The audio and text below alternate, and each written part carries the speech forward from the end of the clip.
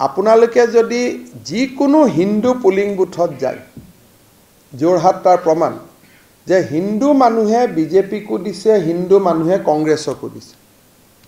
তাৰ পিছত যোৰহাট সমষ্টিক কোনে আৱৰি আছে? লখিমপুৰে। যোৰহাট সমষ্টিক অলপ কোনে চুই গৈছে? তেজপুৰে। যোৰহাট সমষ্টিক কোনে চুই গৈছে? কাজিৰঙাই। চাৰিওফালে আপুনি জিকিছে আৰু শুদ্ধ অসমীয়া মানুহৰ সমষ্টিবিলাকত জিকিছে। তাৰ মাজত যদি আপুনি যোৰহাট জিকা নাই, তাৰ স্থানীয় কাৰণ থাকিব। আৰু তাৰ মাজত আকৌ বিৰোধী দলপতিৰ সমষ্টিটো আমি অলমষ্ট জিকিছোঁ। কংগ্ৰেছৰ অৱস্থা চাওক যে বিৰোধী দলপতিৰ চিটটো তেওঁ বাকী পিছত বেলট বাকচ খুলিব নিদিলে 6টা। তেওঁ ডিচিক চিঠি লিখিলে যে অমুক অমুক নিয়মত 6টা বেলট বাকচ খুলিব নালাগে। যদি সেই 6টা ভিভিপেট খুলিলেহেঁতেন নাজিৰাত আমি লিডে পাই যাওঁ।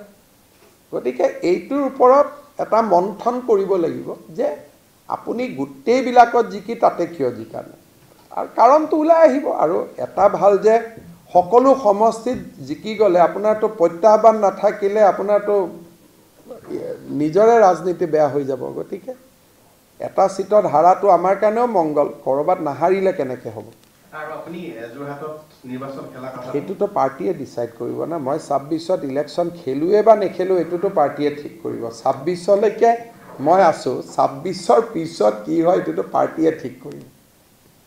গতিকে সেইটো লৈ পেলাই আজি আপুনি আলোচনা কৰি লাভ নাই। কিন্তু স্বাভাৱিকভাৱে যোৰহাটৰ যিটো ৰিজাল্ট, সেইটো ৰিজাল্টত মই ইলেকশ্যন খেলিব হ'লে তাতে মই গৈ বহুত কষ্ট কৰিব লাগিব।